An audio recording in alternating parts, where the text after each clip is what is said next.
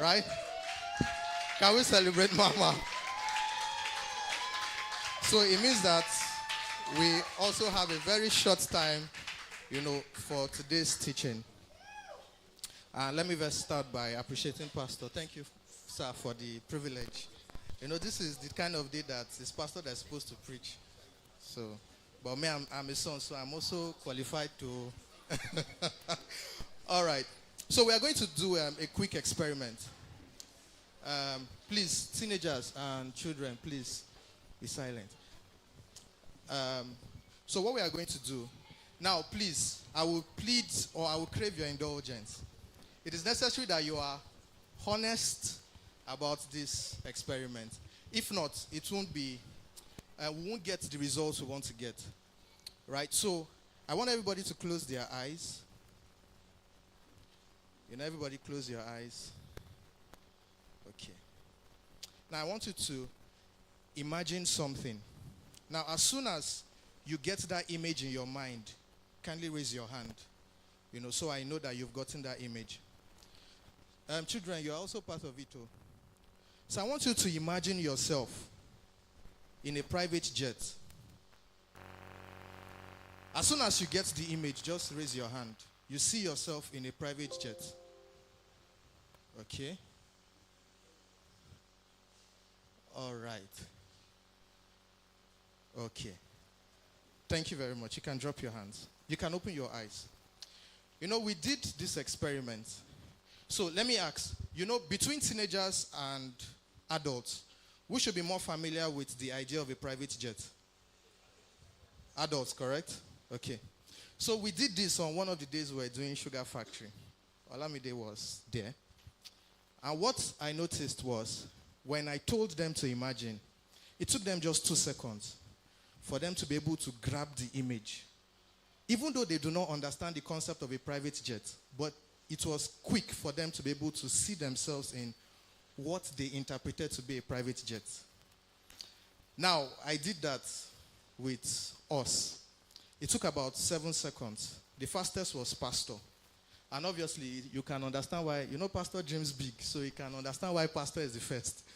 So, now we took about 7 seconds for us to raise our hands. And only about 4 people raised their hands out of everybody here.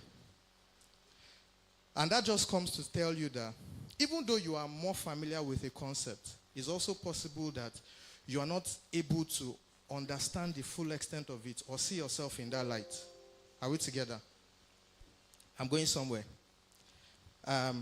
Today our topic is thy rod and thy staff. The series for this month is pathways. Pastor defined pathways to be a designated or established channel for movement.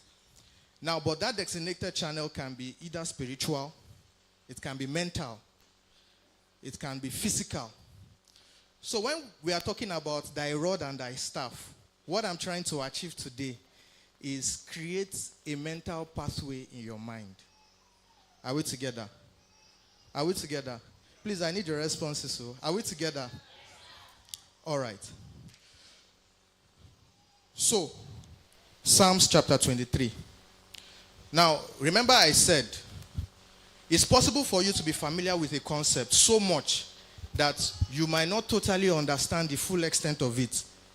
Now, the challenge is this. There's something called the bias of the confidence bias, rather, where you can know something so much that you can know it in error, but because you know it, you feel that you know all there is to it.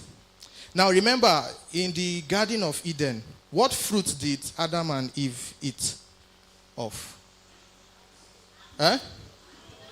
Okay, wait now. It's the same. Don't be angry. Our teenagers said apple. Just leave them. It's their level. All of us started from apple now. So don't just leave them. But for adults, what fruit? The fruit of. Okay, some people think it is the fruit of good and evil, but it is the fruit of the knowledge of good and evil. That singular difference, will show us something. Psalms chapter 23. You know, if I asked us to recite it, all of us can recite it. But please, can I have it on the screen? So verse 1, the Lord is my shepherd, I shall not want. Verse 2, he makes me to lie down in green pastures. He leads me beside still waters. He restores my soul. He leads me in the paths of righteousness. This is where our lesson 1 comes in. You notice from the first verse, it says, the Lord is my shepherd, I shall not want. In other words, he's not wanting, he's tied to the person who is a shepherd. Are we together? Okay. Now, number 2, we notice the reference to he, Abi. So let's go back to verse 2. He makes me to lie down in green pastures. Is green pastures a good thing? Seems like a good thing, Abi. Verse 3. He restores my soul. That's a good thing. Now, restoration is a good thing, Abi. Then he says, he leads me in the paths of righteousness for his name's sake. Still a good thing. Next verse. Yea, though I on E shows us